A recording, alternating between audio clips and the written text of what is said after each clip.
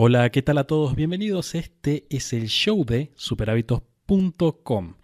Y te estarás preguntando por qué estamos teniendo una introducción distinta a la que tenemos normalmente en el podcast. Y eso se debe a que en el episodio de hoy voy a compartirte una entrevista por la cual estoy muy contento, pero perdí los primeros 3 minutos.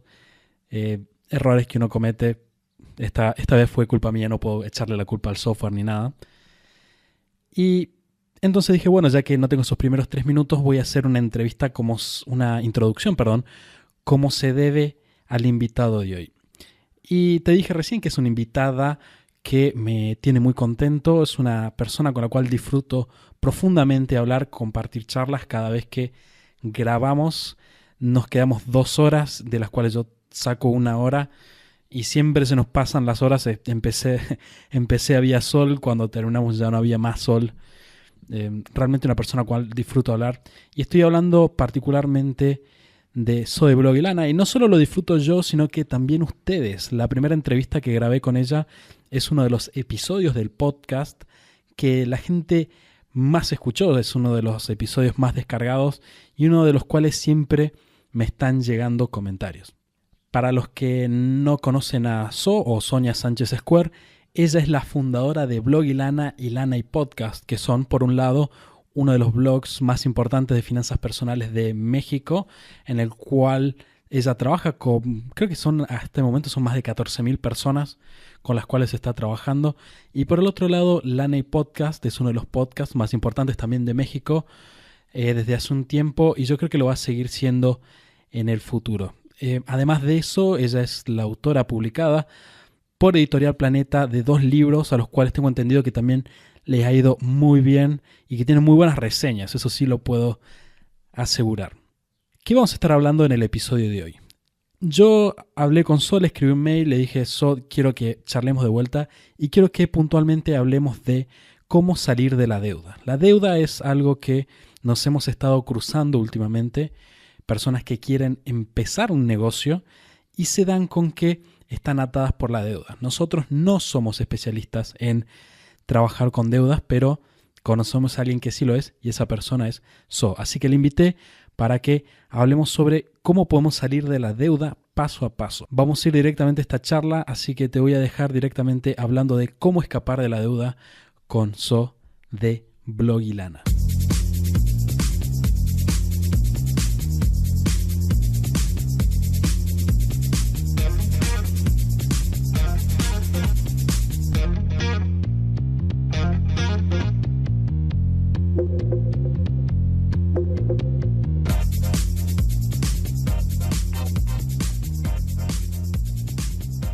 ¿Cuál es el error que vos ves? Porque vos trabajás con miles de personas todo el tiempo. ¿Cuál es el error que vos ves que la gente comete principalmente y los hace terminar en esa situación de deuda, ¿no? El error principal, y que de verdad, Santiago, es muy sencillo de corregir, es que nadie le sigue la pista a su dinero. O sea, llega nuestro cheque o llega nuestro pago y nos desentendemos. Empezamos a gastar, pero no sabemos en qué. Creemos que medio llevamos las cuentas en la cabeza, lo cual en primer lugar no es cierto y en segundo lugar es prácticamente imposible. Pero creemos que tenemos un control de nuestro dinero así como decimos acá en mi país, a ojo de buen cubero, ¿no? O sea, así a cálculo ciego. Y eso es lo que hace que de repente todavía no es quincena, estamos apenas a día 10 y ya se nos acabó el dinero. ¿Por qué? Porque no tenemos ni idea de dónde se nos fue. Ese es el error principal. Y de verdad, créeme que tiene una corrección bastante sencilla, no es tan difícil. Y de hecho, tengo un regalo. Podría regalarles, no sé cuándo va a salir este episodio, porque estamos como entre final de año, pero yo tengo, por ejemplo, un registro de gastos, un formato en Excel de registro de gastos que regalo a mis suscriptores. Entonces, con mucho gusto les puedo regalar el del 2017. Todavía no está disponible el de 2017, pero si se suscriben les llega el de 2016 y les va a llegar después el de 2017. Y lo único que hay que hacer es registrar tus gastos. Esa es la herramienta clave para empezar a poner todo el dinero en orden, incluyendo las deudas. Bueno, vos sabés que me pasó hace poco. Ahora estos últimos meses estuve mucho de viaje y por ahí, como nosotros, bueno, trabajamos a distancia, trabajamos por la compu, El tema es que yo estaba haciendo los cálculos, estás de viaje, entonces estás gastando más. Y yo me acuerdo que me llegó los ingresos, yo calculo los dividendos del negocio siempre, hago las transferencias, y yo más o menos sabía cuánta plata tenía la noción. Y empecé a gastar, salir acá, ir, viajar, venir, subir, bajar. Y el otro día tenía ganas de comprar algo. Y entonces voy a ver la cuenta y había menos plata de la que yo creía. Y dije, ¿dónde se fue la plata? Y claro, es justamente lo que vos decís, no tenés la conciencia del dinero, si se quiere. Es que, ¿sabes qué? La mente, y esto es un tip bien valioso, el cerebro no está diseñado para almacenar información. Entonces, si tú, ya sea porque estás viajando o porque no tienes la costumbre o no sabes cómo hacerlo o nadie te enseñó, nunca registras en papel tus gastos, la mente no tiene la capacidad de guardar todo eso. Entonces, de repente te quedaste con una idea de que, yo tenía 100 pesos. Y ves tu cuenta y de repente no tienes 40 y dices, ¿a dónde se fueron los otros 60? O sea, ¿qué pasó? ¿No? Te Y das entras a como que se te revisar los van a ir. movimientos de la cuenta y decís, ¿en qué momento saqué la plata? Y Tratando de claro que hacer... ahí Y no. está. O sea, si lo ves en el estado de cuenta y todo lo hiciste de manera electrónica, ahí va a estar. Si lo hiciste en efectivo, pues mucha suerte porque ya nadie se va a enterar en qué se te fue tu dinero. Exactamente. Pero de verdad, esa es la clave. De hecho, para salir de deudas, lo que tienes que hacer es eso, es empezar a registrar. O sea, para cualquier cosa, ya sea que tengas deudas o no tengas deudas, pero quieres empezar a manejar tu dinero y quieres empezar a poner orden y quieres prosperidad y quieres usar tu dinero para estar mejor, lo primero es registrar tus gastos. Es lo primero. Y de hecho, registrar los gastos funciona de dos maneras. Una, bueno, además de ver realmente dónde se está yendo tu plata, funciona también como una especie de autorregulación. Si alguien de los que nos escuche, ha llevado un diario de alimentos, saben a qué me refiero. Empiezas a registrar tus alimentos, ¿no? Porque estás en dieta o el doctor te dijo, oiga, usted tiene que también tener la pista de lo que está comiendo. Y el desayuno todo muy bien y el almuerzo todo muy bien, pero en la tarde se te antoja un merengue o se te antoja un pastel y entonces ya no se te antoja mucho registrar. O sea, sabes que tienes que registrar el pastel y entonces eso te hace un poco consciente de, ¿me lo como o no me lo como? Porque pues ahí va a estar escrito y lo va a ver el doctor.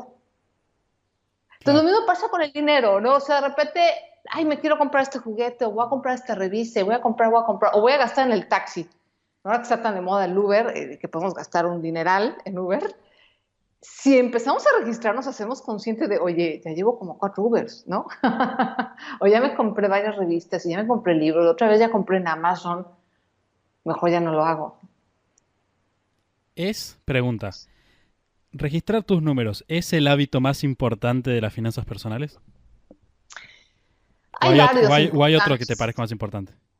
Eh, Están en la misma categoría, registrar tus gastos, gastar menos de lo que ganas, o sea, ahorrar, ¿Suena bien?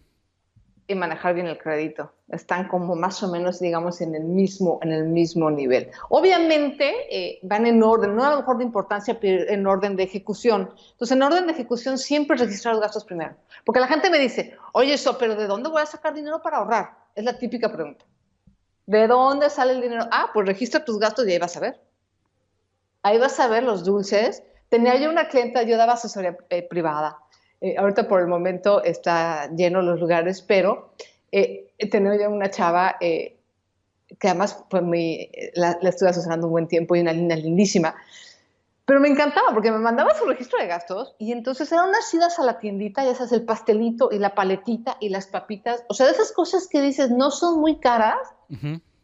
pero se la vivía en la tiendita. O sea, de verdad a veces podía llegar a gastar $100 al mes en la tiendita. Entonces, fue de las primeras cosas que le dije, oye, cuidado con tu cartera y tu cintura, mujer. Pues ya cuando lo empiezas a notar, ya empiezas a ver que se suma muchísimo. Entonces, ¿de dónde puede salir el ahorro? Bueno, de todos esos viajes a la tiendita. A lo mejor no todos, pero ahórrate la mitad, con que comas la mitad. Te vas a ahorrar las calorías y el dinero. Bueno, vos sabés que... Entonces, sí, en orden de ejecución, sí, es registrar los gastos. Es lo primero que tienes que hacer.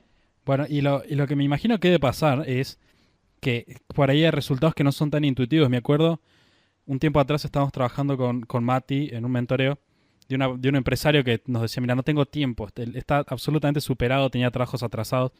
Entonces dijimos, bueno, vamos a trabajar tus procesos y vamos a trabajar por el otro lado tu agenda. Entonces lo pusimos una semana con un cronómetro y tenías que cronometrar todo lo que hacía. Ahora como tarea uno, tipo 3 minutos, anotalo. Y lo hacía por fracciones de minuto. El tema es que lo hizo durante 7 días y nos mandó el Excel. Y yo me puse a analizarlo. El tema es que él nos había dicho, como dice, no, paso mucho tiempo en el mostrador, mucho tiempo en los mails. Y lo que nos dimos cuenta es que había una actividad que era diseñar unos formularios que le tomaba 5 minutos cada vez que lo hacía, que se llevaba el 23% de su tiempo. ¿El diseño nada más? Sí, es como que él tenía que hacer los formularios y tenía una imprenta. Y tenía que acomodar unas cosas que era una tontera, pero cuando vos sumabas la cantidad de veces que lo hacía por semana, era un cuarto del tiempo del negocio. Entonces me imagino que cuando vos haces eso que vos estás diciendo, empezás a ver tus números, parece que te está yendo un porcentaje, un 10%, un 15% de tus ingresos en algo que vos por ahí ni sospechás. Así es, exactamente. Eso es la razón principal por la que no nos alcanza y por la que nos endeudamos. Justamente por eso, porque se nos da el dinero en ranuritas que no alcanzamos a ver. Algunas sí, ¿no? De pronto decimos, no, sí, el mes pasado sí gasté porque me fui al tal concierto, ¿no? Y estamos conscientes. Pero la mayoría de las veces son esas ranuritas como de tiempo y de dinero que no vemos. Por eso es importante registrar. Bien, y tengo una pregunta más antes de que entremos al método puntual de cómo salir de la deuda. ¿Es la deuda una epidemia hoy en día? ¿Estamos peor que antes? ¿Cuál es tu sensación? Más allá de que no tengamos por ahí los números, pero ¿la gente está más endeudada que antes ahora? Es una interesante pregunta porque siempre hay esta idea de que el pasado fue mejor Ujú. y que cada vez estamos peor. No lo sé, no lo sé. Tendremos que revisar en un periodo largo de tiempo, por lo menos de 50 años, los niveles de endeudamiento, ¿no? Pero, por ejemplo, en México en particular, que es donde yo estoy, hubo un nivel de endeudamiento muy fuerte antes por ejemplo, antes del 94. Pero después del 94 tuvimos una crisis fuertísima, una devaluación horrible. Y después de ahí se cerró el crédito.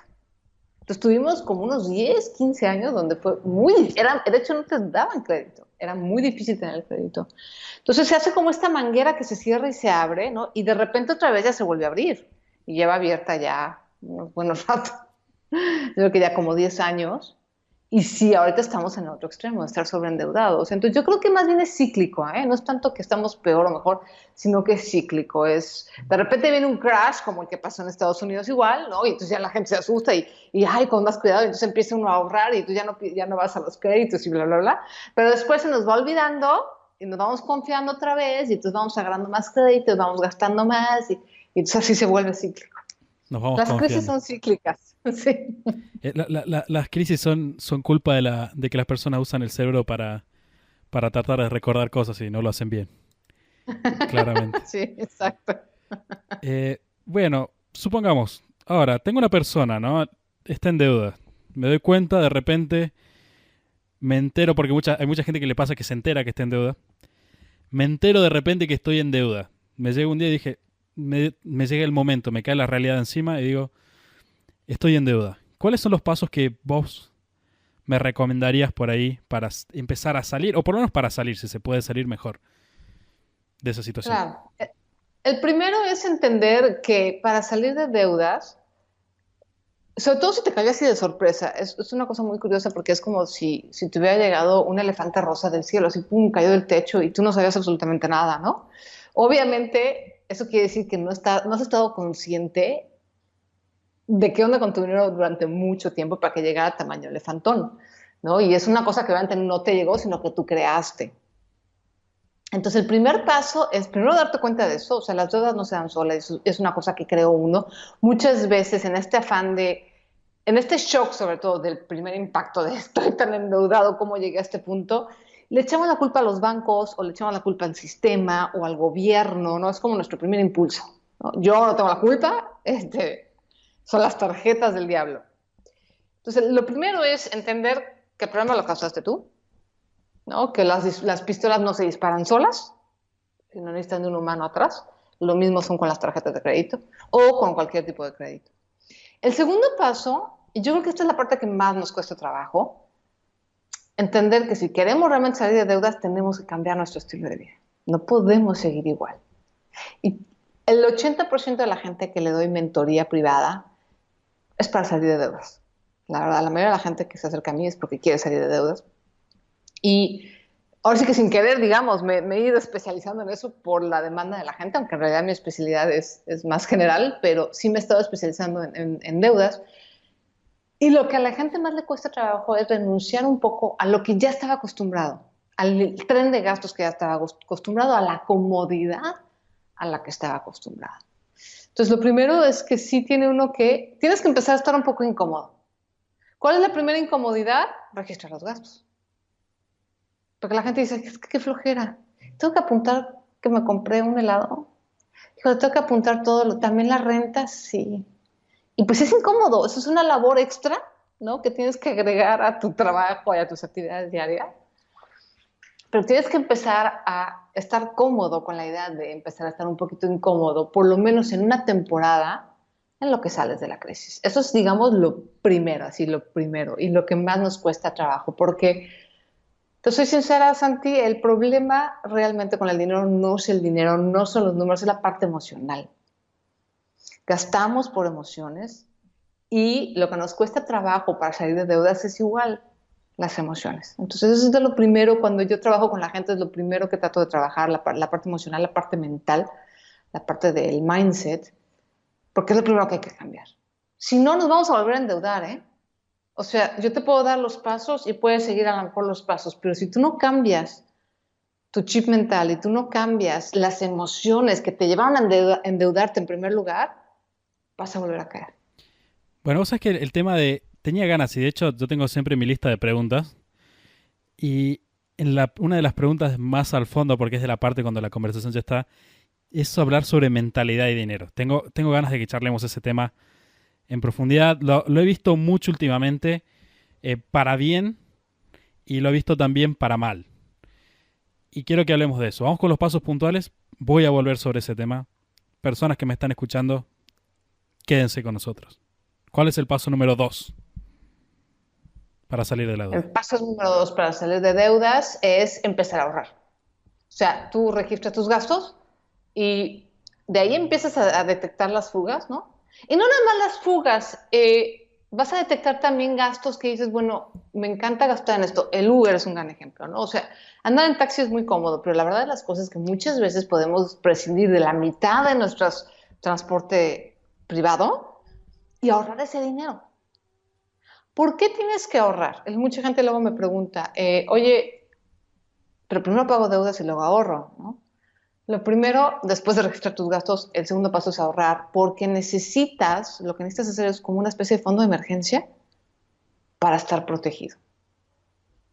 El imprevisto está a la vuelta de la esquina, entonces te puede romper el calentador de agua, una cita médica que no esperabas, o simplemente que, pues sí, de repente tuviste que usar 2 veces el taxi a fuerza porque saliste muy tarde, por ejemplo, y no lo pudiste evitar. Bueno, tener el dinero suficiente para afrontar esos imprevistos mientras estás en tu plan de pago de deudas. Entonces, lo primero es ahorrar ese fondito de emergencia, y ese fondito de emergencia va a salir de ese dinero que tú te diste cuenta en tu registro de gastos que, uno, se te estaba fugando sin que te das cuenta, dos, gastos que dices, pues, me encanta gastar en esto, pero puedo prescindir de ello.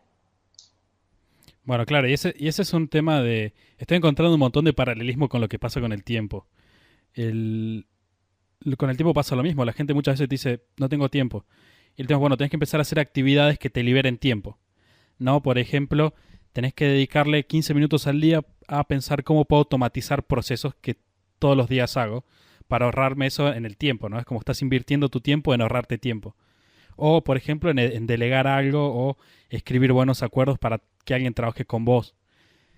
Y la gente te dice, bueno, pero ¿dónde saco el tiempo? Bueno, fíjate qué son esas actividades que estás haciendo ahora que podrías no estar haciendo.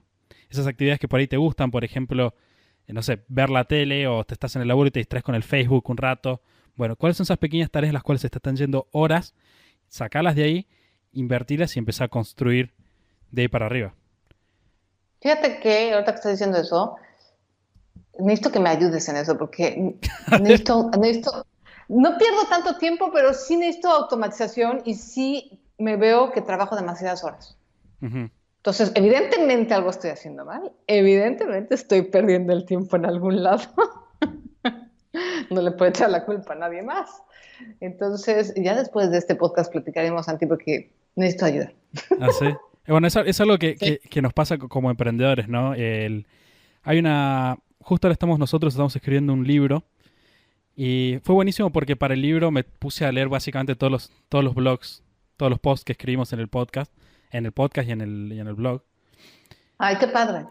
Sí, estuvo muy bueno porque te encontrás incluso material y más que nosotros somos tres, es como que hay mucho material que incluso yo nunca lo vi, nunca lo leí de primera persona. Entonces digo, che, qué buenas que están estas ideas. Y hay una frase que leí el otro día que nunca o sea, la comparto, nunca la había escuchado de esa manera, pero es tipo, nunca nadie está todo el día ocupado de cosas realmente importantes, digamos. O sea, si vos es imposible que estés todo el día haciendo cosas importantes. Si estás 100% ocupado y vos pensás que estás haciendo cosas importantes, es porque no estás sabiendo identificar qué es realmente lo importante. E incluso si estuvieras, no estás priorizando bien cuáles son las actividades que tienen mayor impacto con un ratio, digamos, impacto-tiempo consumido. Vamos a hablar de eso. Vamos a hablar Sí, de luego eso. lo hablamos, porque yo estoy consciente de eso, nada más no sé cómo O priorizar. sea, Estoy consciente que es el problema, pero no sé cómo es la medicina.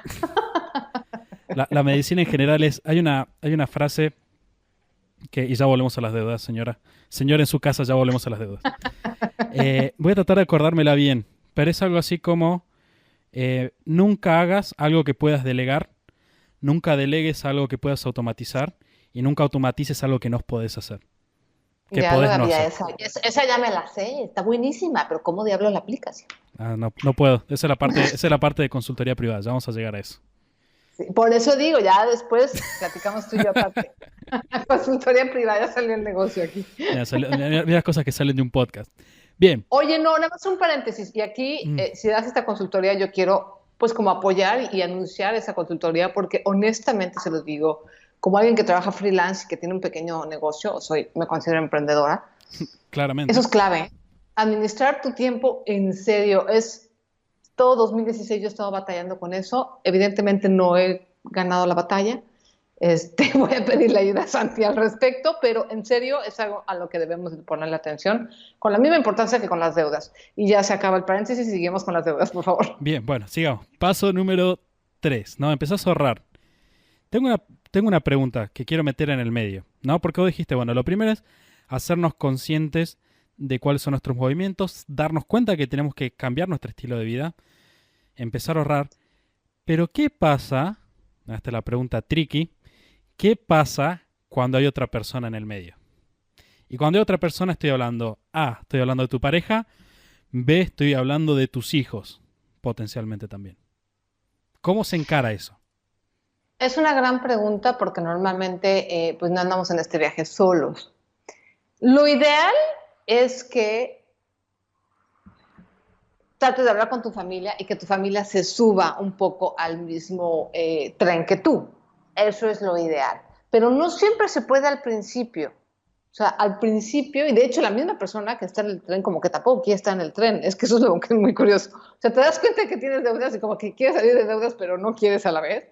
Entonces, al principio es un poco complicado. Yo lo que sugiero siempre es, tú empiezas a hacer lo tuyo con tus deudas, con tu dinero, con tu tema, ¿no? Y hazte cargo de lo que tú puedes controlar, porque al final del día, nuestra familia, sobre todo nuestra pareja, los hijos es aparte, pero nuestra pareja, tú no puedes controlar lo que hace tu pareja y lo que decide, y no puedes forzarla tampoco. Entonces, lo primero es tomar el control tú y que aprendas a empezar a hacerlo tú. El mejor ejemplo, y esto es una cosa que también la gente me pregunta mucho de las finanzas en pareja, no nada más en las deudas. La gente me dice, oye, ¿cómo empiezo a encarrilar a mi pareja? Porque es bien gastalón o es así como Sí, bien desprendido, ¿no?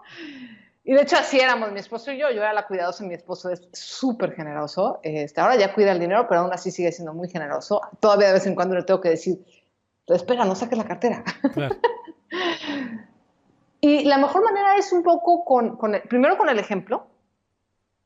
Cuando tu pareja empieza a ver que a ti te va mejor o que tú empiezas a tener más dinero o que ya no vas eliminando deudas, que ya vas saliendo, eso es mucho más poderoso que el estar, como se dice en inglés, nagging, ¿no? No sé cómo decirlo en español, pero el estar detrás de la persona, ándale, ay, mira, es que de veras tenemos que ahorrar, oye, es que tenemos que hacer esto. la gente al contrario, la pareja va a decir, guácala y lo va a rechazar. Entonces, la primera estrategia es, trata de hacerlo tú y tomar responsabilidad de tu dinero y de tus deudas. Tú. Y si, por ejemplo, las deudas son de la pareja, que eso es un tema bien importante. Cuando uno se casa o vive junto, que para el caso es lo mismo, digo, nada más uno es legal y el otro no está formalizado legalmente, pero es exactamente lo mismo. Las deudas, el comportamiento financiero de uno arrastra al otro. Uno no puede agarrar y decir, yo voy a gastar como si no hubiera un mañana y yo estoy sola. Eso le va a afectar a tu esposo o a tu esposa y a tus hijos. Y tienes que estar consciente de eso. O sea, nadie, aunque estemos por bienes separados o aunque estemos juntados y no nos hayamos casado, o sea, al momento en que tú convives con tu pareja y decides hacer una vida en familia, tus decisiones financieras van a afectar directamente al otro, inevitablemente. Eso sí es un hecho y también tenemos que estar conscientes de eso. Ahora, dicho eso, no podemos, te digo, forzar a la otra persona ni podemos hacerle cambiar de opinión cuando, de una manera, digamos, confrontativa, esa es la palabra, ¿no? Entonces, lo primero que sugiero es eso, ¿no? O sea, que te hagas cargo tú. Si la otra persona, son las deudas de la otra persona, tú no tienes deudas, pues mira, de vez en cuando, pues regálale uno de mis libros, ¿no? Así como que se lo dejas en la cama, así muy sutilmente. O oye, fíjate que me contó este podcast. O sea, unas cosas, o sea, sugerir un poco el tema muy sutilmente y más o menos soltar. E ir viendo con ejemplos y con metas. Por ejemplo, cuando las deudas no son tuyas y son de tu pareja, y tu pareja es la que gasta mucho y tú más o menos administras, no hay cosa que ayude más a una situación que tú salirte de la discusión de pareja y hacerlo con números. Entonces, vamos a suponer que es una pareja donde él es muy gastalón, ella no gasta tanto, él es el de las deudas, ella no tiene deudas, pero los dos quieren viajar, por ejemplo, a Australia, ¿no? O sea, a lo mejor viven acá en América y quieren irse a Australia. ¿De dónde va a salir el dinero? Entonces, lo ideal es que la persona administrada le haga cuentas y diga, oye, ¿cuándo nos vamos a ir a Australia? Mira, Australia cuesta tanto y si nos vamos en 3 años es tanto, y empiezas a poner las cosas así en datos duros. Y le puedes ayudar a decir, mira, si ahorramos tanto al mes, entonces nos podemos ir en tanto tiempo. Y le aterrizas los números en una cosa que a los dos le interesa. Entonces, esa es una mejor manera de decir, oye, pues ya deja de gastar tanto porque si no, ¿de dónde va a salir el dinero para esto? A nada más decirle, oye, es que hay que ahorrar porque tenemos que ahorrar, o ponerte a decir, es que tú eres un gastalón o eres una gastalona, o entonces se vuelve un tema personal, ¿sabes? Y se vuelve un pleito. En cambio, si lo extrapolamos y lo hacemos como a una meta que tenemos los dos juntos, es mucho más sencillo. Y creo que ya me colgué de la respuesta. No, no, está bien, me parece súper adecuado. Creo que es un tema, el tema de las relaciones personales siempre es súper complicado, más cuando hay eh, tanto en juego. O sea, vos estás Dinero. metiendo dos cosas en juego que son súper fuertes. El tema del dinero, que en el episodio anterior hablábamos, cómo el dinero es algo que, por lo menos en Latinoamérica, no es lindo de hablar, la gente lo esquiva un poco. Y no solo eso, sino que le estás metiendo un tema de comunicación en pareja. Es un combo, me parece, explosivo. Por eso te lo quise preguntar, porque me imagino que hay muchas personas que por ahí están viendo que están en deudas y por ahí ellos sienten que ellos no son, o sea, su casa está en deudas y ellos sienten que no son por ahí necesariamente el factor que más está contribuyendo a la deuda. Y vos decís, bueno, enfócate en la parte que te toca a vos y de ahí vamos caminando yendo para el otro lado, pero empezar por el ejemplo. Empezar por el ejemplo. Y también sí, por ejemplo, con niños es muchísimo más sencillo en el sentido de decir, ¿saben qué? Muchas veces cometemos el error de, como papás, no decirles a los niños cuando hay problemas económicos o hablarles del dinero en general, ya sea de problemas o de cosas buenas, no hablamos del dinero y eso es un grave error. A menos que tu niño tenga 3 años, no le hables de dinero, pero a partir de los 5 años puede ya ir entendiendo pequeños conceptos de dinero e intercambio. Entonces es importante que si va a haber ciertas restricciones o va a haber un cambio de estilo de vida para salir de deudas o mejorar económicamente, los niños tienen que saber. Y se les tiene que explicar a su nivel, miren, ¿saben qué, chavos? Pues esta es la situación, ¿no? Sus papás pues hemos cometido unos ciertos errores, es hora de corregirlos y para corregirlos tenemos que hacer ciertos cambios, son temporales, pero son cambios que sí pues les van a afectar, a lo mejor no van a ser tantos juguetes o no van a ser tantas salidas, explicar concretamente en qué consisten esos cambios y sobre todo recordar que es temporal. Evitar decir, es que no hay dinero, es que estamos en crisis, es que las cosas están muy difícil. Esas palabras no ayudan. Simplemente, ¿sabes qué? Pues tenemos que hacer reajustes a nuestro estilo de vida, tenemos que cambiar un poquito nuestros hábitos, queremos mejorar y para mejorar, pues tenemos que hacer estos cambios. Son temporales, después vamos a estar mejor. Claro. Y bueno, ya vamos a llegar al tema de la mentalidad detrás de la deuda y del consumo, que me interesa mucho que charlemos. Quiero saber, empiezo a ahorrar, estoy en mis deudas, empiezo a ahorrar, separo ese fondo de emergencia del que me hablabas vos. ¿Cuál es el siguiente paso? El siguiente paso, obviamente, es tener una lista de todas tus deudas. Tienes que saber a quién le debes, cuánto le debes, hasta la última deuda debajo del sol. Tienes que contar deudas incluso familiares, deudas personales, deudas de nómina, todas las deudas. Tienes que hacer una lista, tienes que saber de qué tamaño es el elefante. No debe ser un muy lindo momento, pero es necesario. Por eso los demás pasos son antes, fíjate. Porque si te tienes que preparar, o sea, tiene que haber una especie de preparación antes de llegar a decir voy a hacer esa lista. A lo mejor ya la hiciste, ¿no? Y a lo mejor en el momento en el que te cayó la realidad es porque te llegaron todos los estados de cuenta juntos y los abriste, pero sí, además tienes que hacer una lista, así ya sea en un Excel o en un papel, y anotar con todo detalle a quién le debes, cuánto le debes, idealmente también la tasa de interés y demás.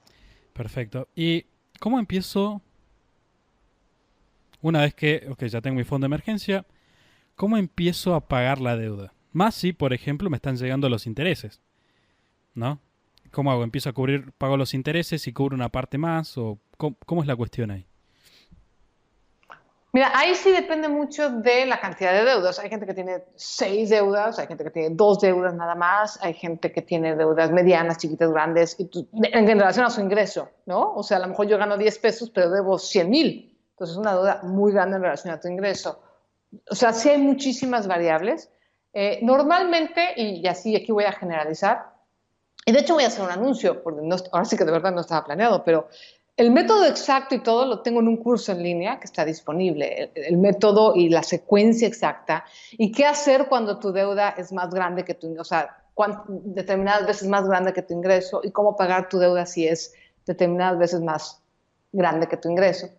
Pero en general yo siempre les sugiero que de esa lista de las deudas, escojan la deuda más pequeña, no en interés, sino en cantidad, o sea, en cantidad total de lo que se debe, y ataquen esa primero. Que las demás deudas paguen el mínimo y toda su energía y concentración de dinero extra, que además otra de las cosas que recomiendo obviamente es tanto vender cosas, sobre todo si eres alguien muy consumista, una de las primeras cosas que les sugiero es, haz una lista de todo lo que tienes en tu casa, porque ahí tienes los 150,000 pesos que tienes de deuda, están en algún lado en la casa, y ponte a vender en eBay o en ventas de garage, y de ahí sale una buena lana, y todo el dinero extra trata de llevarlo a la deuda número 1, que va a ser la deuda más pequeña. Cuando liberes la deuda más pequeña, te queda ese dinero y esa bolita que hiciste y ese extra que hiciste para la deuda número 1, te queda para la deuda número 2, que es un poquito más grande. Claro. Y empiezas a generar lo que se llama ya una inercia, un círculo virtuoso, digamos. Y ese es más o menos el método que en general puedo sugerir, independientemente de si tienes 3 deudas o 4. Y ya que estamos y salió el tema, vamos a anunciar, ya está disponible esto online, vamos a poner el link en la descripción. El curso Acaba con tu deuda se llama, literalmente. Acaba con Justamente deuda, antes de empezar, yo le dije a eso, me gustaría que hoy charlemos sobre el tema de la deuda. Y yo me dijo, justo tengo un curso. Y le dije, es obvio que la gente va a pensar de que hicimos este episodio para promocionar tu curso. No era la intención, yo pensé el tema mucho tiempo antes de enterarme de nada. Pero bueno, ya que está, vamos a poner el link. Hay un chico de México, Gustavo Vallejo, seguramente lo conoces, me imagino. Sí, claro, sí, Gustavo. claro. Bueno, yo me acuerdo. De hecho, tengo el gusto de conocerlo en persona, alguna vez lo vi en persona. Sí. Bueno, Gustavo me decía siempre que cuando vos tenés un producto que soluciona un problema y lo cobras a un precio justo, es tu deber moral venderlo. Por supuesto. Y si eso tiene un producto que ayuda a la gente, que los ayuda a salir de las deudas, que es algo que yo lo vi en mi familia en su momento, es muy doloroso, es realmente doloroso, y es un buen producto, hay que promocionarlo, hay que mencionarlo, Y el link va a estar en la descripción del episodio. Sí, lo que pasa es que, como te platico, sin querer me he vuelto un poco especialista en deudas, porque la gente es lo que más me pide. Es el problema, digamos que es el problema financiero, no es el problema financiero número uno a lo mejor, digamos, estadísticamente, pero es el problema que más duele. Es el dolor financiero más común y más agudo en la gente. Entonces, pues por eso decidí hacer el curso, porque la gente me lo pedía. Y tan es así que es un tema tan fuerte que tú ya lo traías y bueno, curiosamente ya tengo un curso. O sea, todo es porque de verdad es uno de los dolores más agudos financieros. Todo se terminó dando de una manera perfecta. Y Sí. quiero saber, empecemos a hablar de mentalidad, ¿no? Y quiero encararlo. Y tengo una pregunta. Hace un par de episodios atrás entrevisté a otro amigo de la casa, que es Nelson Portugal, que es un especialista en Ah, inteligencia. eso, sí. Todos nos conocemos, es así. Gente que Sí, escucha, me queda nos claro que conocemos, nos conocemos todos. Somos pocos y nos conocemos mucho. nos conocemos mucho. Eh, y estaba charlando con Nelson y Nelson me decía que muchas personas cuando llegan a él, uno de los principales problemas es, bueno, quiero cambiarme, me siento de esta manera, me quiero sentir diferente. Y él la pregunta que les hace siempre, según me contaba, es, bueno, por qué te querés sentir como te sentís? ¿No? ¿Te sentís melancólica o estresada? Bueno, ¿por qué te querés sentir estresado? Y la gente le dice, no, yo no me quiero sentir estresado. Y él dice, fíjate, ¿cuál es la ganancia que estás teniendo por sentirte estresado? Entonces la gente se pone a analizar para atrás y empieza a encontrar ciertos beneficios que están percibiendo de, por ejemplo, enojarse, de sentirse estresados, de aislarse de los demás. Ahora, puede haber un paralelismo. Por ejemplo, yo tengo ciertos problemas financieros, gasto demasiado. Puede haber un paralelismo entre esta situación emocional y decir, bueno, también pasa que la gente gasta además, incluso tienen problemas financieros de alguna manera intencional, inconsciente. ¿Se entiende lo que digo? Sí, claro. No es tanto que sea intencional, yo quiero estar endeudado o yo quiero tener escasez intencionalmente, pero lo que dice Nelson es muy cierto, en el sentido que nos volvemos adictos a una cierta emoción. Entonces, el estrés te vuelve adicto. Y yo te lo digo por experiencia, porque ese ha sido mi coco toda mi vida. Odio estar estresada y a mí me estresa si pasa la mosca. Entonces se vuelve como una especie de adicción. No quieres estar estresado conscientemente, no tienes que hacer un súper esfuerzo y por eso hablo de estar incómodo, ¿no? Y de verdad de estar consciente de que si quieres cambiar, tienes que incluso cambiar esa pequeña adicción que tienes a esa emoción. Porque las emociones negativas nos causan adicción. Porque nos provocan sentir que estamos en control. Por ejemplo, el ejemplo te voy a dar un ejemplo completamente personal. ¿Por qué soy adicta a la emoción del estrés? Porque me da la sensación de control. Porque si estoy pendiente de todo lo que está pasando, puedo hacer algo al respecto. Fíjate. Obviamente está de la patada y no es nada sano, pero hay que hacer ese análisis. O sea, llegar a ese análisis sí me costó mi trabajo, mi tiempo. Hago muchos estudios budistas y practico budismo, y gracias al budismo es que llego de pronto a este conocimiento y a esto. Seguramente Nelson lo hace con otros métodos un poco más Occidentales. exactamente, pero igual de efectivos. Y lo que uno tiene que hacer es eso, digo, a lo mejor no para hacer de deuda no tenemos que entrar en una onda budista y todo. Yo ahora estoy explicando un poquito mi proceso y cómo llegué a esto. Y no necesitas estudiar muchos años budismo, ni tener toda la carrera que tiene Nelson para llegar a esto, pero sí tienes que estar dispuesto a entender que las emociones negativas, que generalmente son las que nos llevan a los comportamientos negativos, como gastar de más, como regalar, como no poder decir que no. No sabes cuántas personas en mi asesoría y en mis mentorías están conmigo porque dicen, es que gano bien, pero no puedo decir que no. O sea, llega un vendedor y me compro. Llega mi tía, me pide prestado y le digo que sí. Me ofrecen estar en un multinivel maravilloso que es un fraude y digo que sí. Todas esas emociones negativas o eso nos hace comportarnos de una manera negativa con nuestro trabajo, con nuestro dinero, con todo. Entonces, efectivamente tenemos que primero estar dispuestos a decir, a ver, esta emoción negativa, ¿qué parte de esta emoción soy responsable? Y yo, no nada más me estreso porque viene la inflación, porque ganó Trump, porque la crisis. ¿Qué parte es mi responsabilidad de cómo me estoy sintiendo? Y me encanta la pregunta de Nelson de ¿Por qué te quieres sentir así? Porque si hay una responsabilidad de uno de permitirse sentirse así. Normalmente con el gasto nos sentimos insatisfechos, estresados, preocupados, y hay una falta de cariño ahí. Son como las cuatro emociones que más se relacionan con gastar de más, por ejemplo. Podría ser que de alguna manera estamos... por qué la falta de cariño? Eso me queda picando. Antes de que siga con mi pregunta. ¿Por qué la falta de cariño? ¿A qué te referís con eso? Sentimos una falta de amor en algún sentido. Puede ser un amor fraternal, puede ser un amor de amistad, puede ser un amor de pareja, y entonces tratamos de comprar con tal de obtener eso. Cuando hay una sobre compra o sobregasto o compramos demasiado, hay una falta de. Y muchas veces es una falta simplemente de cariño.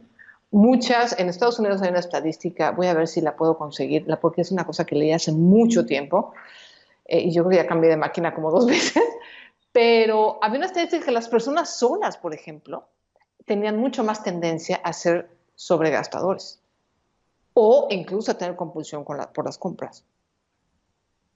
Lo que sucede es que lo que necesitamos en la vida para ser realmente felices es contentment, es otra palabra que tampoco sé cómo decir en español, pero es como satisfacción o autosatisfacción con nuestra vida tal cual como es. Y eso es bien condenadamente difícil.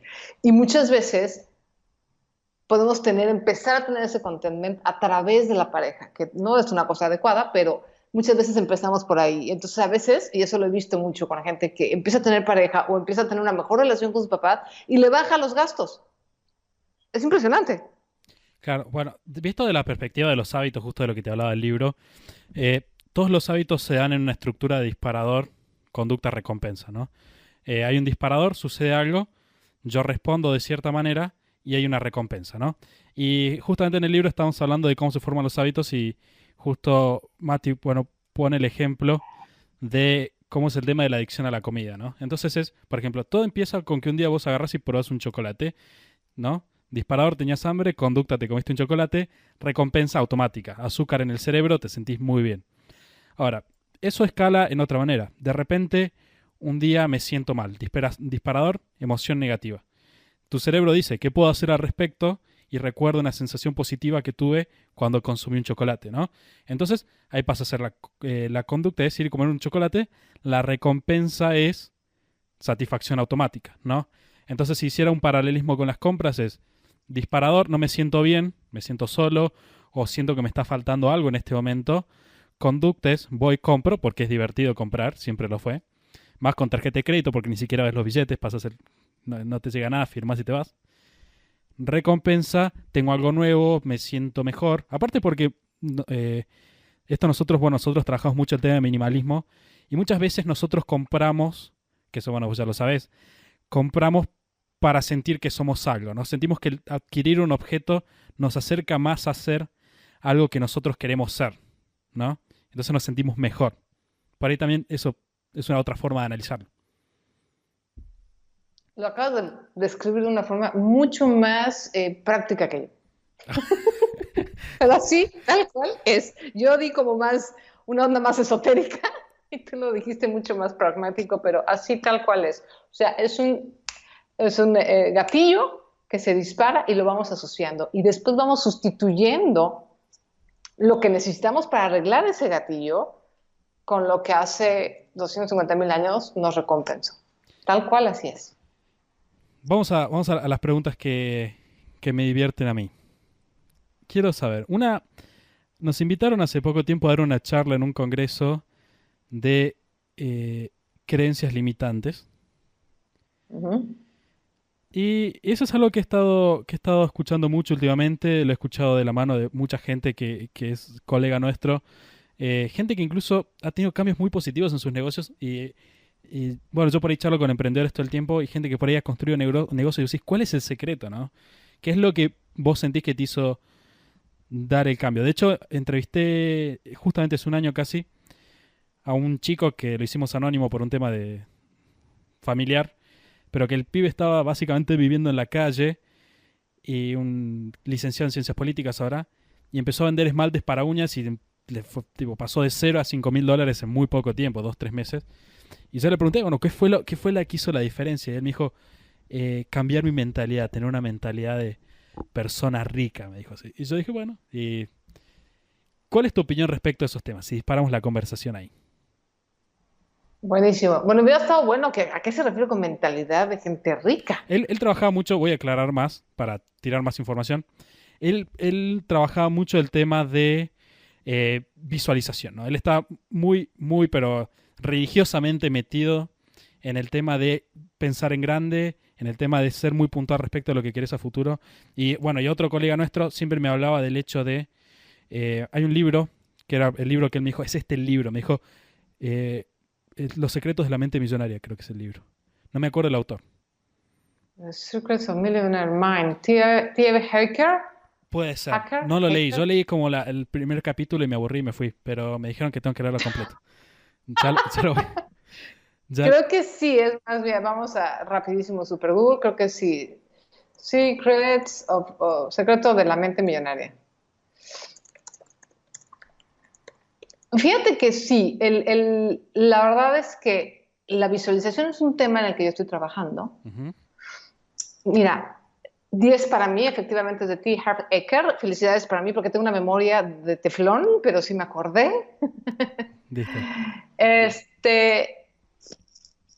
Y efectivamente la visualización es una cosa súper importante, es una cosa de la que voy a estar hablando más, de hecho, y que sí es un factor fundamental.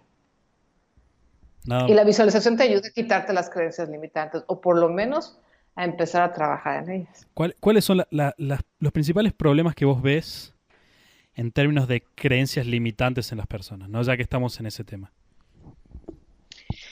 Básicamente, ¿qué es una creencia limitante? Es cualquier concepto o cualquier idea que tú decidiste aceptar, que te limita.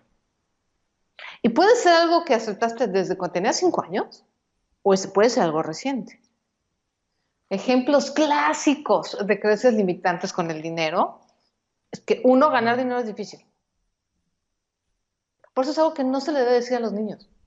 Nunca se debe decir en la casa, ganar dinero es difícil, siempre hay crisis, la situación económica es complicada. El dinero no crece de los árboles.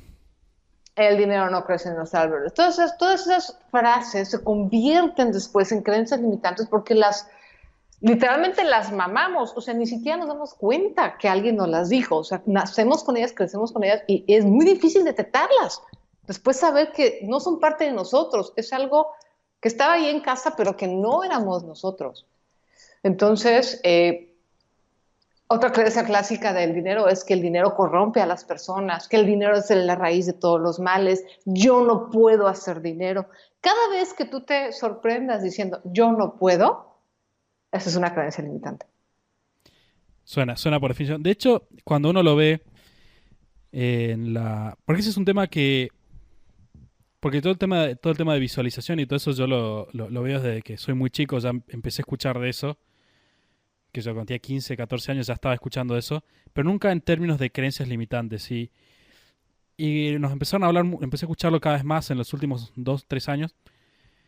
Y cuando vos lo ves, por ejemplo, me acuerdo la otra vez estaba con este chico que te digo que hicimos la entrevista, yo y un amigo nuestro de la universidad, porque este chico estudiaba conmigo en la universidad.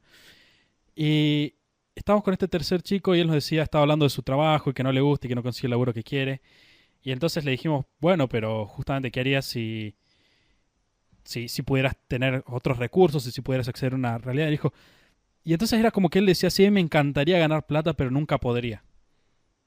Nunca podría porque no puedo. Entonces te das cuenta que en realidad, si bien él de la boca para afuera, si yo le preguntara, ¿querés ser millonario? Él me diría, sí quiero. Pero en el fondo, con todo lo demás que está diciendo es, no quiero en realidad, porque él te termina diciendo, yo en realidad lo que quiero es vivir bien, quiero vivir tranquilo, no, está bien, quiero tener un sueldo seguro. Y te das cuenta, bueno, eso es realmente lo que él está apuntando, ¿no? Uh-huh. Eso es realmente lo que quiere. Y está bien, ¿eh? Yo de repente, oye, un paréntesis aquí, de repente le digo a la gente, está bien no querer ser millonario. Está bien no querer ser emprendedor. O sea, son las cosas que están así como súper de moda y que todo el mundo quiere ser millonario y todo el mundo quiere ser emprendedor. No. Está bien si quieres otra cosa. Lo importante es que lo tengas claro y que no digas que quieres una cosa y en realidad después te esté diciendo que no puedes. Esa es la clave. Eso de verdad es súper importante. Bueno, que pasa todo el tiempo, ¿no? El tema de...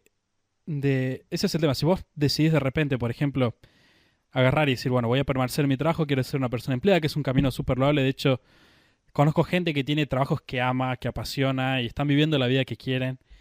eh, y está todo bien, pero si te escucho quejarte todo el tiempo de lo que estás haciendo, entonces no me digas qué es lo que querés. Porque igual Claro, por supuesto. te estás quejando de qué estamos hablando. Yo fíjate que en relación al dinero, de hecho tengo varios posts en blogilana.com al respecto, porque sí quiero hacer esa aclaración. Muchas veces, y aquí sí hay una auténtica confusión, de que la gente cree que para vivir la vida que quiere necesita ser millonario, y no necesariamente. Lo que muchas veces queremos es evitar el vaivén de tengo dinero o no tengo dinero, tengo dinero o no tengo dinero. O sea, esa gráfica como electrocardiograma de sube, baja, sube, baja, sube, baja, es horrible y desgasta muchísimo. ¿No? De hoy tengo, mañana no tengo, hoy tengo, mañana no tengo. Muchas veces lo que deseamos en la vida es estabilidad. Y para tener estabilidad no necesitamos ganar 16 millones de dólares al año. O sea, muchas veces no es realmente ser millonarios lo que queremos, sino queremos tener ciertas necesidades cubiertas, más un poco más de una cierta estabilidad. Porque incluso también hay un estudio, ojalá pudiera encontrar esos links, si los encuentro te prometo que te los paso, Por favor. que está demostrado, así de verdad ya científicamente, que después de cierta cantidad de dinero, tienes más dinero y no lo notas. De hecho, la cantidad es fija, que ahorita no te digo de una memoria de teflón, pero hay una cierta cantidad promedio con que la gente es realmente feliz y se siente que es exitosa. Pero más allá de ese dinero, no hace ninguna diferencia ni en tu bienestar, ni en tu alegría, ni en tu nada. Entonces, realmente muchas veces lo que buscamos es eliminar ese ciclo de tengo, no tengo, y eliminar la angustia financiera y tener estabilidad. Eso sí hay una confusión a veces. Hay gente que sí quiere ser millonaria. O sea, hay gente que sí nació y que dijo, yo quiero tener tanto dinero y tiene además bien claras sus cifras en la cabeza desde que tenían 8 años. O sea, hay gente que sí, esa es la meta, que está perfecto. Pero hay mucha gente que cree que quiere ser millonaria cuando en realidad quiere tener una mejor calidad de vida, que no es lo mismo, y creen que los millones le van a dar la calidad de vida. Y es un malentendido en el que yo trabajo mucho y trato de hablar mucho del tema para que la gente lo tenga claro. Sí, y además yo voy a sumar un ángulo similar al que vos estás hablando, porque también justamente estaba escribiendo el otro día de esto. Y hay un concepto que es de Tim Ferriss, que es el de los multiplicadores. Y lo que él plantea es que es muy parecido a lo que vos estás diciendo, es que la gente piensa que quiere ser millonaria, pero la gente lo que busca es un estilo de vida, ¿no? Que él quiere, no sé, quiere poder viajar, quiere poder hacer esto, quiere poder hacer lo otro. Y vos decís, bueno, por lo que en los dibujitos animados de Rico McPato, tipo saltando en las monedas y nadando, asocian a ser millonario con eso. Y entonces él lo que dice es que en realidad la alternativa es no ser millonario, sino poder controlar o sea, cuatro factores que, si no me acuerdo mal, son el qué haces, cómo lo haces, cuándo lo haces y con quién lo haces, ¿no? Entonces él dice, por ejemplo, que si vos, por ejemplo, no sé, puedes agarrar y ganas, no sé, $1.000.000 al año y estás laburando 70 horas por semana en una oficina de la cual no puedes salir, es mucho peor, o sea, tu estilo de vida es mucho peor que si vos ganas, por ejemplo, no sé, $80.000 al año, pero laburás 20 horas a la semana desde donde vos quieras, con quien vos quieras, ¿no? Entonces él habla de cómo Así. el tener control sobre esas variables va a hacer de que tu dinero valga mucho más en términos reales. Además porque hay otro libro que es creo que se llama The Counter Manifiesto, que habla de todas las ventajas de vivir en contra de la masa, ¿no? Por ejemplo, ir al cine el lunes a la noche en vez de ir el miércoles a la noche, el sábado a la noche, por ejemplo. O irte de vacaciones en el caso nuestro del hemisferio sur, irte de vacaciones en abril en vez de enero, y así sucesivamente, ¿no? Sí, o sea, por eso es importante el autoconocimiento. No nada más para no seguir a las masas, sino para que tú sepas realmente qué quieres. Eso es una de las cosas que también trabajo mucho en la mentoría y trato de trabajarlo en mi podcast y en general. La gente tiene que definir su propia riqueza, lo que es riqueza para ellos, y tiene que definir realmente lo que quiere, independientemente incluso de su pareja y de su familia. Ellos, ¿qué quieren? Porque la única manera, esto es una frase que me encanta y la uso mucho de Zig Ziglar, que dice, el que le apunta a la nada le va a atinar siempre. Y eso es lo que pasa mucho con nuestro dinero y con la vida en general. Y por eso estamos insatisfechos. Y por eso seguimos comprando como si no hubiera un mañana, porque no sabemos qué es lo que queremos. Y por lo tanto nunca llegamos. Y entonces es una insatisfacción constante. Bueno, y una de las partes más complicadas de estas creencias limitantes de las que venimos hablando es el autosabotaje, ¿no? El estar proponiéndote algo y en el fondo estar vos mismo atacando tus posibilidades de alcanzar eso que vos decís. Como decíamos el caso de esta persona que decía yo quiero ser millonario, pero en su forma de realmente de hablar, en lo que vos podés ver, y seguramente en su forma de actuar, él estaba socavando constantemente sus posibilidades de lograr justamente lo que él decía que quería. Dado que eso es una realidad que le pasa a mucha gente, ¿cuál es, ¿qué consejo darías vos ahora que estás explorando estos temas? ¿Qué consejo le darías vos a una persona que quiere empezar a cambiar sus creencias limitantes respecto del dinero? Yo creo que el primer ejercicio es sentarte sin distracciones, ¿no? Con un tecito, un cafecito, y sentarte a escribir, y eso sí escribir, no nada más a pensar, lo tienes que poner en papel. Y si usas tu mano mucho mejor que las teclas, ¿ok? Porque eso tiene una conexión cerebral completamente diferente. Entonces, escribir con old fashion papel y A la pluma antigua. a la antigua. ¿Qué es lo que a ti te gustaría? Y uno de los ejercicios más poderosos que yo recomiendo y que de verdad cambia un montón de cosas, que a mí me cambió cuando lo hice, es incluir incluso las cosas que te gustaban de niño. A mí me pasó, por ejemplo, de aquí, de hecho, de ahí salió el ejercicio. Por alguna razón, las playas mexicanas son maravillosas, pero por alguna razón yo siempre había ido al Pacífico y nunca había ido al Caribe. Entonces, ya de adulta fui al Caribe. Bueno, las playas del Pacífico son lindas, pero verdaderamente, o sea, las playas del Caribe son una cosa extraordinaria. Y tener contacto por primera vez con peces, para mí fue así, me salieron las lágrimas y fue todo un tema muy emocional, porque me hizo recordar que de niña yo quería ser bióloga marina. Hazme favor. Cuando conecté con esa memoria, pero además lo quería, realmente era un deseo grande, entonces cuando conecto con ese recuerdo y con ese deseo y con esa meta, porque era una meta, cuando era niña era una meta, me queda claro que a la edad que yo tenía ya no podía yo ser bióloga marina y que ahí no era mi camino y que esa no iba a ser mi felicidad, pero me quedó claro también otra cosa, que yo quería vivir cerca del mar. Y viviendo a más de 3.000 pies de altura en una de las ciudades más contaminadas y más pobladas del mundo, que es la Ciudad de México, viví ahí toda mi vida. Gracias a la conexión con esta meta que yo tenía de niña, hace 2 años me mudé a 30 minutos del mar. Y obviamente mi calidad de vida mejoró muchísimo, porque pude conectar. Esto es un pequeño ejemplo de cómo cuando conectamos con nuestros verdaderos deseos y nuestros verdaderos gustos, nuestras verdaderas afinidades, podemos tomar decisiones en el camino correcto. Y las creencias limitantes de yo no puedo, yo nací en la ciudad de aquí, nunca voy a poder salir, es que no sé cómo hacer, no sé a dónde irme, se acaban. Entonces el ejercicio es siéntate, que no te interrumpan, deja el celular fuera y escribe todo lo que querías hacer, todo lo que querías hacer de niño, lo que quieres hacer desde adolescente. No te censures, es un ejercicio que nadie va a ver, pero te va a ayudar mucho a darte claridad y a reconectar con lo que realmente quieres. Y eso es lo que te va a ayudar a volver a trazar tu camino hacia dónde dirigirte, porque no nada más es cambiar de quiero ser una mejor persona. Pues sí, pero ¿eso qué es? Eso es muy vago. Es ¿qué quiero cambiar?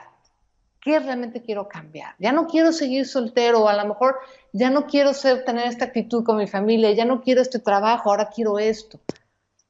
Pero eso es el ejercicio que recomendaría. Bueno, y eso es otra parte súper importante de decidir lo que vos querés. Es, como decías vos, te ayuda a tomar decisiones y gran parte de las decisiones es, que eso es para mí uno de los principales fundamentos de la organización del tiempo, ¿no? es aprender a decir que no. De hecho, es prácticamente todo, ¿no? Aprender a decir que no. Y vos no podés decir que no si no tenés un parámetro con el cual decidir qué es lo que querés y qué es lo que no querés. Y cuando lo que vos estás diciendo me parece súper rico, porque cuando vos realmente decidís, esto es lo que yo quiero conseguir, te puedes empezar a preguntar y a desnaturalizar cosas que normalmente hacemos. ¿A qué me refiero con esto? Hay muchas, yo lo veo desde el punto de vista del minimalismo y del tiempo, ¿no? Hay muchas cosas que se supone que tenemos que hacer, ¿no? Tengo que ir a tal fiesta, tengo que ir a tal compromiso, se supone que tengo que verme de tal manera, o que tengo que, por ejemplo, tengo que ir a la universidad, o tengo que ser un profesional, o tengo que gastar en esto, o tengo que gastar en lo otro. Y cuando vos tenés en claro qué es lo que querés, qué es lo que es importante para vos, y fundamentalmente en qué crees, cuáles son tus convicciones como persona, vos podés sentarte con un parámetro objetivo, entre comillas, y decir, ¿realmente tengo que hacer esto? ¿Realmente tengo que, no sé, gastar todo este dinero y ir a cenar con personas que quizás no quiero ver? Pregunta. Y a lo mejor sí tienes en el sentido de que hay un compromiso o necesitas quedar bien o es que es el primo de mi papá. O sea, a lo mejor hay un tener como un deber, pero la pregunta es, ¿realmente quieres? ¿Y se va a acabar el mundo si no lo haces? ¿Y hay otra opción? Fíjate que para mí uno de los conceptos de riqueza es tener opciones. O sea, no es la cantidad de dinero, sino el decidir, ¿puedo usar carro, taxi o bicicleta? El tener esa opción para mí es el mayor de los lujos. El poder decidir si me voy a un hotel de X estrellas o a otro hotel de otras estrellas. Tener la posibilidad de poder decidir y de tener opciones es el máximo lujo que podemos tener. Bueno, la libertad, ¿no? Básicamente, el tener ese espacio, y es algo que para mí debe ser de las sensaciones más feas que debe haber, es el sentirse encerrado. Pocas veces me ha pasado en mi vida de sentir de que no podía escapar, y yo creo que eso debe ser, volviendo al tema original del podcast, ¿no? Lo que yo por suerte tengo como manejo siempre, no manejo mucho crédito en general, me mantengo alejado del crédito, entonces no tengo deudas, pero me imagino que cuando alguien tiene deudas, al punto que mucha gente las tiene, debe ser esa la angustia de me metí en esta situación y no veo cómo voy a salir, no soy libre. Las deudas, las deudas esclavizan. No, no tienen que ser muy grandes, ¿eh? Es más, no vayamos más lejos. Una hipoteca, que no es una deuda en sí, sino más bien es como un compromiso de pago, ¿no?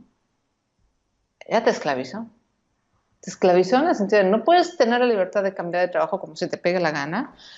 No puedes decidir, sabes que este cliente ya no me gustó, no trabajo con él, porque tienes un compromiso de pago.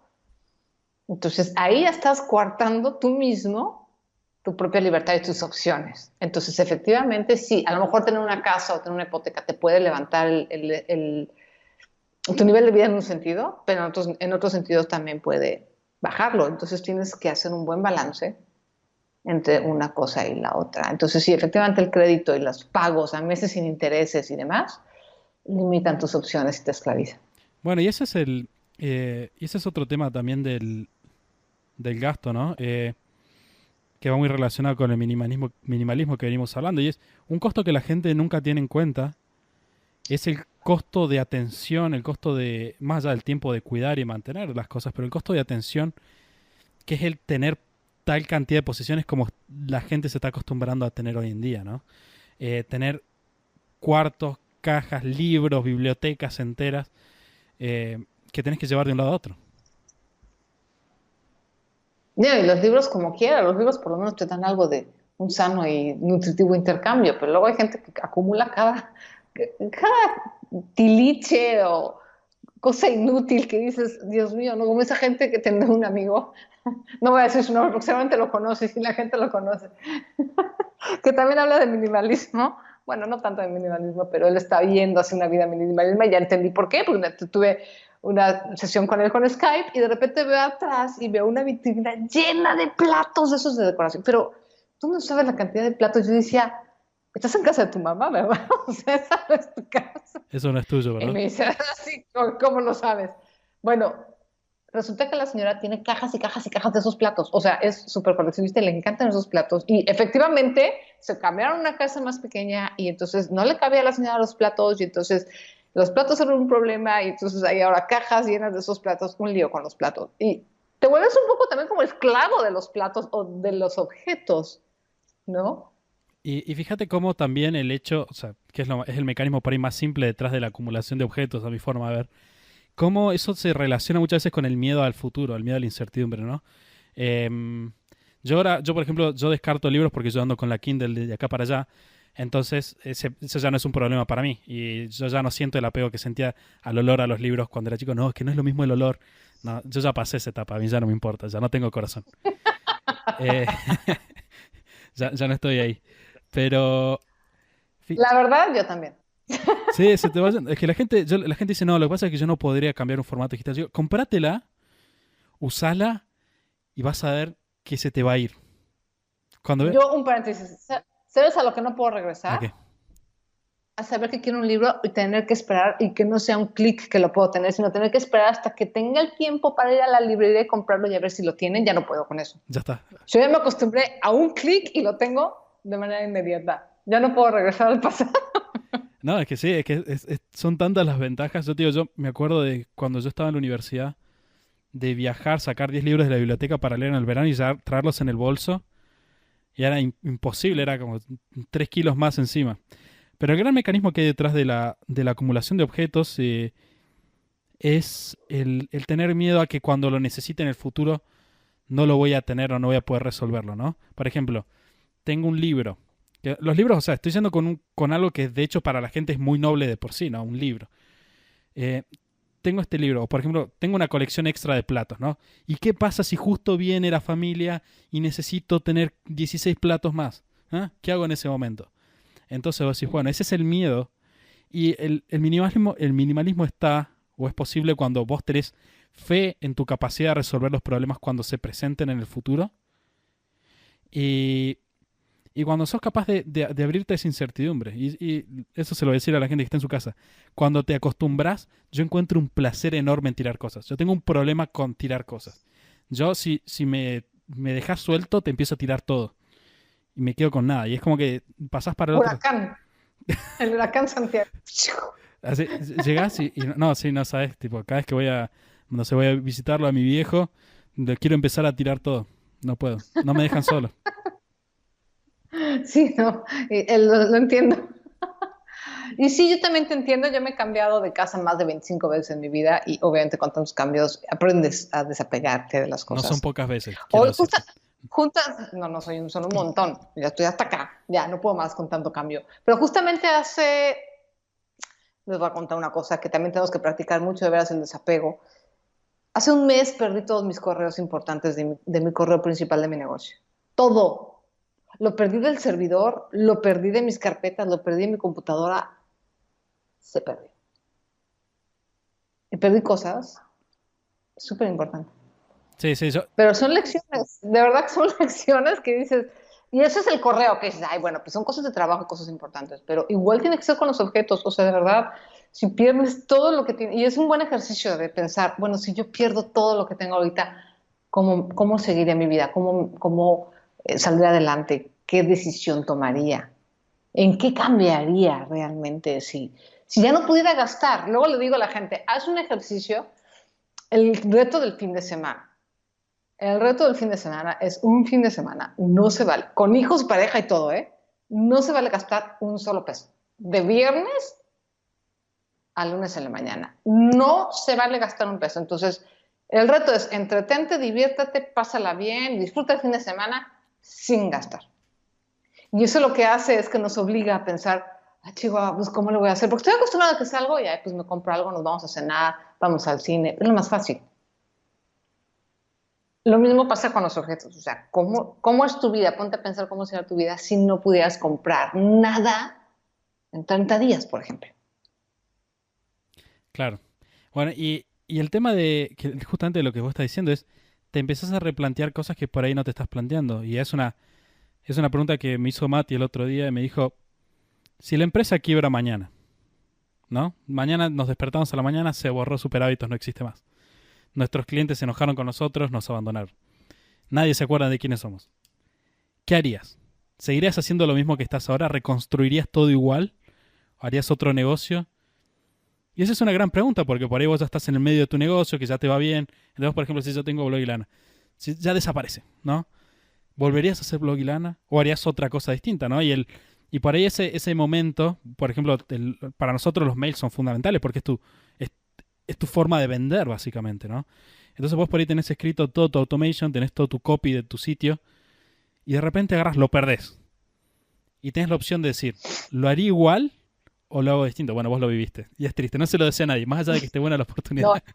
no se lo deseo a nadie. Moraleja, aunque yo personalmente no soy fan de Google, hay que cambiarse a Google Work o a Google Apps, o no sé cómo se llama la cosa de correo de Google. Gmail. No, pero el Gmail Pro, Ah, que puedes ok. poner tu...